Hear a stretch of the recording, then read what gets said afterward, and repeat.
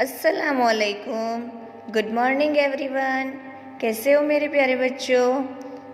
हमारा हिंदी में syllabus complete हो गया है। आज से हम रिवीजन स्टार्ट करेंगे चैप्टर नंबर 16 से, जो है पहेलियाँ। प्रश्न 1, कोष्ठक से उचित शब्द चुनकर रिक्त स्थानों की पूर्ति कीजिए। जो फिलअप्स वाला क्वेश्चन है वो यहाँ पे ऑप्शन भी दिए हैं। पहाड़ है पर पत्थर नहीं, नदी है पर जल नहीं, 3 अक्षर का मेरा नाम, सिर से ऊपर मेरा स्थान, अंत कते तो पग बन जाऊं, मध्य कते तो पड़ी रहूं, छोड़ दे धागा तो करे सलाम, गोल गोल घर है मेरा, हर कमरे में रस, धरती में मैं पैर छिपाता, आसमान में शीश उठाता। दूसरा प्रश्न है, निम्नलिखित प्रश्नों के उत्तर एक एक वाक्य में लिखिए।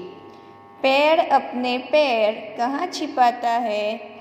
पेड़ अपने पैर धरती में छिपाता है, यानी जो ट्रीज है उसके जो रूट्स है वो जमीन के अंदर रहते हैं। पेड़ भोजन किससे करता है? पेड़ अपने पैरों से भोजन करता है, यानी जो ट्रीज के रूट्स है उससे पेड़ खाना खाता है। जलेबी का घर कैसा है? जलेबी का घर गोल है, यानी जलेबी का शेप आपने देखा है ना, स्पाइरल। मानचित्र का समानार्थी शब्द लिखिए। मानचित्र का समानार्थी शब्द नक्शा है, मैप।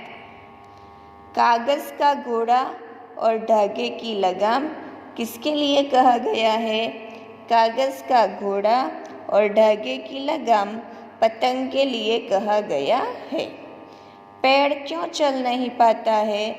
पेड़ अपनी जड़ों से एक जगह स्थिर है, इसलिए वह चल नहीं पाता है। जो रूट्स है ट्री के, उसने जमीन को जकड़ के रखा है, इसलिए वो चल नहीं पाता है। पेड़ हमें किस तरह मददगार होते हैं? पेड़ हमें छाया देते हैं, यानी हमें शैडो देते हैं, फूल फल देते हैं, लकड़ी देते हैं, जीने के लिए अत्यंत उपयोगी प्राणवायु देते हैं, यानी ये जो ट्रीज के यूजेस है वो है, यहाँ पे हमें लकड़ी मिलती है, पेड़ से छांव मिलती है और ऑक्सीजन वायु भी हमें देते हैं। पतंग के कौन कौन से नाम होते हैं, उनकी सूची बनाइए। जो काइट है उसके दूसरे कौन से नाम है?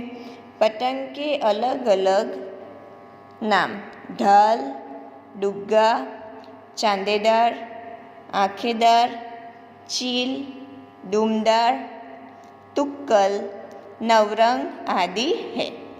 निम्नलिखित शब्दों के विरोधार्थी शब्द पहेलियां में से ढूंढकर लिखिए। आसमान, धरती, अपोजिट वर्ड। आसमान, धरती। गिराता, उठाता। नीचे, ऊपर। शुरुआत, अंत। गांव, शहर। पकड़ना, छोड़ना। ये अपोजिट वर्ड है। आगे देखते हैं। निम्नलिखित शब्दों के समानार्थी शब्द पहेलियां में से ढूंढकर लिखिए। ये क्वेश्चन मैंने आपको होमवर्क में दिया था। ये जो समानार्थी वर्ड सिनोनिम्स है वो आपको फाइंड आउट करने हैं। जैसे कि हर रोज़ है, उसका है हमेशा। समझ में आता है सबको? इसके सिनोनिम्स लिखने हैं। उदाहरण के अनुसार निम्नलिखित शब्दों का वाक्य में प्रयोग कीजिए। सरिता, नर्मदा बहुत बड़ी सरिता है। नर्मदा बहुत बड़ी नदी है। सरिता मीन्स नदी। इसके आंसर आपको यहाँ पे भी मिल जाएंगे। सरिता नदी, यहाँ पे सरिता है, आपको नदी लिखना है। पाँव, सूरज की रोशनी से पाँव को कैल्शियम मिलता है। सूरज की रोशनी से पैर को कैल्शियम मिलता है। पाँव का सिनोनिम्स है पैर, यहाँ पे पाँव है, आपको पैर लिखना है। पेड़ हमें छाया देते हैं, वृक्ष हमें छाया देते हैं। पेड़ और उसका सिनोनिम वृक्ष, यहाँ पे पेड़ है तो आपको वृक्ष लिखना है। पृथ्वी, पृथ्वी सूरज के आसपास घूमती है, धरती सूरज के आसपास घूमती है।